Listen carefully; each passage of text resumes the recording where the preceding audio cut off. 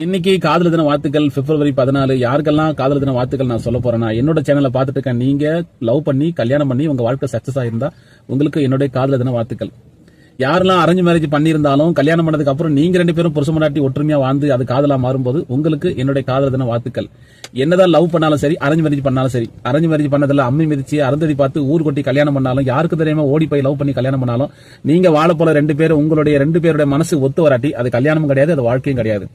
காதல்னா 16 வயசுல இருந்து 20 வயசு வரைக்கும் பண்றதுக்கு பேரு காதல் கிடையாது. அதுக்கு பேரு ஹார்மோன் சேஞ்ச். சோ வயசு கோளாறு.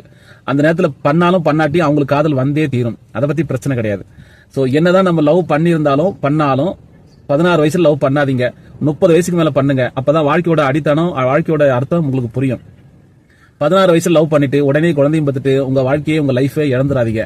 30 வயசுக்கு மேல வாழ்க்கையோட அர்த்தத்தையும் வாழ்க்கையோட தத்துவத்தையும் புரிஞ்சுக்கிட்டு லவ் பண்ணுங்க. அப்போ உங்க லவ்வும் சக்சஸ் ஆகும், உங்க வாழ்க்கையும் சக்சஸ் ஆகும், உங்க காதலும் சக்சஸ் ஆகும். வயசு கோளாறு லவ் பண்ணி உங்க வாழ்க்கையை இழந்துட்டு அம்போன நிக்காதீங்க. சோ வாழ்க்கையில தோத்து போனவங்களுக்கும் சொல்றேன், வாழ்க்கையில ஜெயிச்சவங்களுக்கும் சொல்றேன்,